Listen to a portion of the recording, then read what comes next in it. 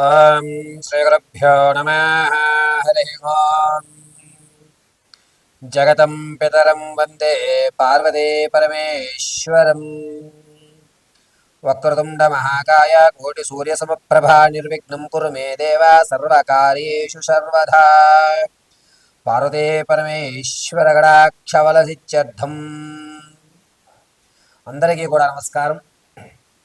నూతన సంవత్సరమనే కాదు, ప్రతి సంవత్సరంలో కూడా గోచార రీత్యా కానీ, వ్యక్తికరమైన జాతకంలో కానీ, ఏ గ్రహాలు ఉన్నతమైన స్థాయిలో ఉన్నా, ఏ స్థితిగతులు మనకు మారుతున్నా, చాలామంది అనేక మంది జ్యోతిష్యులకు చూపించి తమ జాతకంలో దోషాలు పరిష్కారాలు ఆలోచిస్తున్నా సరే ఎవ్వరికి అంతుపట్టకుండా తన ఆర్థిక స్థితి దిగజారుతూ ఉన్నతమైన స్థితిగతులన్నీ కూడా తారుమారవుతూ బళ్ళు వాడలు వాడలు బళ్ళుగా మారుతూ, అరే ఒకప్పుడు నేను రాజులా బతికేవాడిని, నా దగ్గర 10 మంది తినేవారు, అందరూ నన్ను మోసం చేస్తున్నారే, నేను 10 మందికి పెట్టే చెయ్యే తప్ప ఎక్కడా కూడా ఎవ్వరికి నేను అన్యాయం చేయలేదు, అటువంటి నాకే నా జాతకంలోనే ఎందుకు ఇన్ని విపత్తులు జరుగుతున్నాయి, ఈ రోజున ఆర్థిక పరిస్థితి ఇది ఇంత దిగజారడానికి కారణం ఏమిటి అని అనేక మంది జ్యోతిష్యుల్ని మీరు సంప్రదించిన,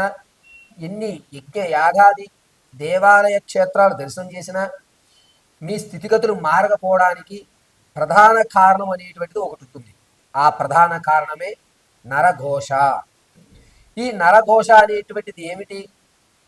జాతకం ఎంత అభివృద్ధిలో ఉన్నా సరే మన స్థితిలో ఎందుకు తప్పుడు అడుగులు వేస్తున్నాము అనేది ప్రధాన కారణం ఏమిటంటే ఈ ఘోషా పరిమాణమే. మన శాస్త్రాల్లో కూడా నరఘోషకి నాపరాలున్నా సరే బద్దలైపోతాయి అనేటువంటి సామెత ఉంటుంది. అసలు ఈ నరఘోష అంటే ఏమిటి? ఈ నరఘోష నుంచి మనం ఏ విధంగా తప్పించుకోవాలి? నరఘోష పోవడానికి చాలామంది గుమ్మడికాయ కడుతుంటారు, నిమ్మకాయలు కడుతుంటారు, అదేవిధంగా పచ్చిమిరపకాయ నిమ్మకాయ దారంగా చేసి కడుతుంటారు. అసలు ఏమి కడితే నరఘోష పోతుంది గురువుగారు? వాటి గురించి మనం పరిశీలన చేద్దాం. నేను చెప్తున్నది ఖచ్చితంగా చెప్తున్నాను, 100% ఏ ఇంట అయితే నరఘోష ఉంది అని మీరు బాధపడుతున్నారో, ఎవరైతే స్థితిగతులు మారడం లేదు అని బాధపడుతున్నారో, అయ్యా మేము ఆర్థికంగా దిగజారిపోతున్నాము, మాకు సరైన మార్గం కనిపించే విధంగా చూడండి గురువుగారని ఎవరైతే అనుకుంటున్నారో వారికి నేను చెప్పే రెమెడీస్ ఖచ్చితంగా పనిచేస్తాయి. అద్భుతమైన ఫలితాలు మీకు ఇవ్వడం జరుగుతుంది. వాస్తవానికి నరఘోష అనేటువంటిది ఏ విధంగా ప్రారంభమవుతుంది అంటే, కొంతమంది వ్యక్తులు మనతో పాటు ఉంటూ అమ్మవారి అనుగ్రహం కలిగి అతని జాతకం ప్రభావం వల్ల ఒక ప్రమోషన్ రావడం, లేదా సెకండ్ ఇన్కమ్ జనరేట్ అవ్వడం, లేదా భార్యాభర్తలు కానీ బంధువర్గాల్లో కానీ ఎవరైనా సపోర్ట్ ఉంటాను బిజినెస్ పెట్టు అని చెప్పి అతను బిజినెస్లోకి రావడం జరుగుతుంది. బిజినెస్లోకి వచ్చిన తర్వాత ఆ వాతావరణానికి అనుకూలంగా ఇతను తన డ్రెస్ సెన్స్ అనేటువంటిది మారుస్తాడు, ఆహార్యం మారుస్తుంటాడు, ఆకరణ మారుస్తాడు, మాట తీరు మార్చుకోవడం జరుగుతుంది.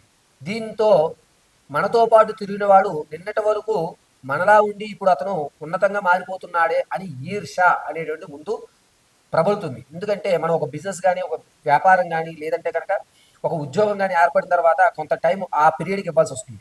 అంతేగాని ఇంతకుముందు తిరిగినటువంటి స్నేహితులతో తిరగడానికి ఉండదు. వీడు మనం పట్టించుకోవడం మానేశాడు అని ఆ వాడి మీద వీడు గొప్పడైపోతాడు అనుకుంటున్నారా, వీడు నాకన్నా గొప్పడైపోతాం అనుకుంటున్నాడా అనేటువంటి ఈర్ష ప్రారంభమయ్యి పదే పదే పదే ఆడు బాగోకూడదు, ఆడు కూడా మనతోటి తిరగాలి, ఆడు ఇప్పుడు మనతోటే ఉండాలి, ఏంటాడు ఈరోజు బిజినెస్ పెడితే కుమ్ములు వచ్చేసాయా అనేటువంటి దాంతో ప్రారంభమైనదే నరఘోష. ఒక వ్యక్తిని నాశనాన్ని 10-15 సార్లు రోజుకి తలుచుకుంటూ ఉండడం వల్ల జరిగేటువంటి ప్రకరణ ఇది నరఘోషకి బీజం. సరే గురుగారు, మరి అలా అనుకుంటే మనం మనకు ఎదగాలి కదా, ఆ ఘోష నుంచి ఏ విధంగా తప్పించుకోవాలి అని అంటే, మొట్టమొదటగా మనం అభివృద్ధి చెందాలి అనుకుంటున్నప్పుడు దైవానుగ్రహానికి సంబంధించినటువంటి మంత్ర జపాన్ని కానీ, లేదా మీరు స్థితి మార్చుకోవాలనుకున్నప్పుడు ఇంట్లో ఆవు పిడకతో దాసిన చెక్క, ఇలాచి, మిరియాలు బాగా దంచి పచ్చకర్పూరము, తులసి పువ్వు వీటితో పొగ వేయాలి. ఈ పొగ వేయడం వల్ల మీ మీద ఈర్ష అనేటువంటిది ఎదుటి వ్యక్తికి రాదు. మీతో పోలే బాగుపడదా అనుకుంటున్నాడు, వాడు బాగుపడ్డాడు అనుకో నన్ను కూడా పార్ట్నర్ చేసుకుంటాడు, నాకు ఒక అవకాశం కల్పిస్తాడు, ఈ విధంగా మారే అవకాశం మన ఇంటి వాతావరణం మనకి కలగజేస్తుంది. ఇది మొట్టమొదటిగా జరిగేది. రెండు, ఎప్పుడైతే ఈర్ష అనేటువంటిది లేదో అప్పుడు మన గురించి మిగిలిన వాళ్ళందరూ కూడా పాజిటివ్గా ఆలోచించడం మొదలు పెడతారు. ఇక ఘోష వచ్చింది, గురుగారు మేము ఇంతకుముందు బాగా సంపాదించామండి, ఈ మధ్య వాళ్ళు వీళ్ళు అబ్బో మీదేంటి మీదేంటి ఇలా జరుగుతోంది అని చెప్పి ఏడుపు ఎక్కువైపోయిందండి అంటారు. అప్పుడు ఏం చేయాలి అంటే గుమ్మడికాయ కట్టకూడదు. గుమ్మడికాయ కట్టిన తర్వాత 6 నెలల్లోనో 3 నెలల్లోనో కులిపోతూ ఉంటాయి. అప్పుడు ఘోష, మనకి నరఘోష ఎక్కువైంది అనేది మనం ఐడెంటిఫై చేయాలి. అదొక చిన్న సాంకేతం. మన ఇంట్లో నెగిటివ్ ఎనర్జీ ప్రారంభమైంది అనేది ఎలా తెలుసుకుంటాం? గుమ్మడికాయ అనేటువంటిది కుళ్ళిపోయినా, వాటర్ కిందకి జారిపోయినా దానితో ఇది ఇంట్లో ఏదో జరుగుతోంది అని శ్రీకారం. దానికి రెమెడీ ఏమిటి అంటే పట్టిక తెచ్చుకోండి. మీకు దగ్గరలో ఉన్నటువంటి ఏదన్నా అమ్మవారి దేవాలయంలో రేపు అమావాస్య అనగా ఈరోజు గుళ్ళో ఇచ్చేయండి. అంటే చతుర్దశి తిథి నాడు మీరు దేవాలయంలో ఇవ్వాలి.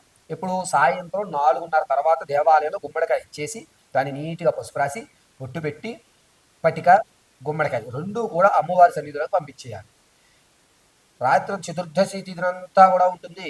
ఆ అమావాస్య రోజు చక్కగా స్నానం చేసి దేవాలయానికి వెళ్ళి అమ్మవారి దగ్గర ఉన్న కుంకుమ, ఈ పట్టిక, ఆ గుమ్మడికాయ మూడు కూడా ఉదయం 9:30 నుంచి 11 లోపు తెచ్చుకోవాలి. తెచ్చుకుని గుమ్మడికాయని కట్టొద్దు. గుమ్మడికాయని గుమ్మం బయటగా ఒక పక్కగా పెట్టుకోండి. ఈ పట్టిక మాత్రం కనబడే విధంగా కట్టి అందరి పసుపు కుంకుమతోటి, అమ్మవారి దగ్గర నుంచి తెచ్చిన కుంకుమతోటి కూడా చక్కగా రంగరించి, నెయ్యి వేసి రంగరించి ఓంకారం రాసి పైన పెట్టుకోండి. జీడి గింజ, అదేవిధంగా తామర పూస, తదుపరి మిరియాలు,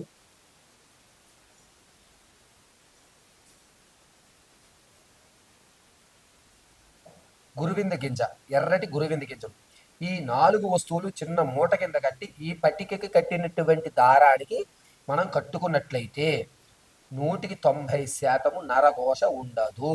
ఇది ఖచ్చితం. మరి బయట పెట్టి గుమ్మడికాయ ఏం చేయాలి గురుగారు? ఈ రోజు ఉంచుకుని తరువాతి రోజు ఆ గుమ్మడికాయ మీద పచ్చకర్పూరం పెట్టి ఇల్లంతా తిరిగి ఆ గుమ్మడికాయని కొట్టేయాల్సిందే. ఇలా చేయడం వల్ల నరఘోష అనేటువంటిది ఖచ్చితంగా పోతుంది. జాతక పర్యంతం అంతా కూడా క్షేమదాయకంగా ఉన్న తర్వాత కూడా మేషం నుంచి మొదలు పెట్టుకుని మీనరాశి వరకు అనేక ఇబ్బందులు పడడానికి ప్రధాన కారణంగా నరఘోషను కూడా మనం చెప్తూ ఉంటాం. అయితే ఏ రాశి వారు నరఘోష ప్రభావం నాకు ఉంది అని భావిస్తున్నారో ఆ రాశి వారు ఏ దేవాలయాన్ని దర్శనం చేసుకోవాలి, ఏ మంత్రాన్ని మనం పఠించుకుంటే ఈ నరఘోష నుంచి బయటపడతాం అనే విషయం మనం పరిశీలన చేసుకుందాం. మొట్టమొదటగా మేషరాశి వారు నరఘోష పరిమాణం ఎక్కువగా ఉంటే గనక, అంటే ఆ రాశి గణంలో ఉన్నటువంటి వారు నరఘోష నాకు బాగా ఎక్కువగా అనిపిస్తోంది గురుగారు, ఈ మధ్య నీరసం అవుతోంది, అనుకున్న పనులు అవ్వడం లేదు అని ఎవరైతే మేషరాశి వారు అనుకుంటున్నారో వారు ఖచ్చితంగా శివాలయ దర్శనం, శివాలయంలో చండీ ప్రదక్షిణ 21 రోజులు ఖచ్చితంగా చండీ ప్రదక్షిణ చేస్తూ, ఆ చండీ ప్రదక్షిణ చేసేటువంటి సమయంలో బిల్వపత్రులు 11 బిల్వాలు చేతిలో పెట్టుకుని త్రయంబకేశ్వరాయ నమః, త్రయంబకేశ్వరాయ నమః, త్రయంబకేశ్వరాయ నమః అంటూ 21 చండీ ప్రదక్షిణ గావించి ఆ తదనంతరం ఈ బిల్వాల్ని తీసుకువెళ్ళి స్వామివారి పాదాల దగ్గర పెట్టి నమస్కారం చేసుకుని అక్కడ అభిషేకం పూర్తయిన తర్వాత భస్మాభిషేకం చేసినటువంటి భస్మాన్ని తెచ్చుకుని నుదుట పెట్టుకుంటే కనుక మేషరాశి వారికి నరఘోష పరిమాణం ఉండదు. ఇక రెండవది వృశ్చిక రాశి వారికి నరఘోష అభిప్రాయం ఉండి నాకు నరఘోష వల్ల నేను అనుకున్నటువంటి పనుల్లో చేయి పెట్టినా కూడా, నేను ఎంత కాన్ఫిడెన్స్తో ఏదన్నా పని ప్రారంభం చేసినా కూడా అది కొన్ని ఇబ్బందుల వల్ల పూర్తి అవ్వడం లేదు గురువుగారు అనేటువంటి వృషభ రాశి వారికి రెమెడీ చెప్తున్నాను.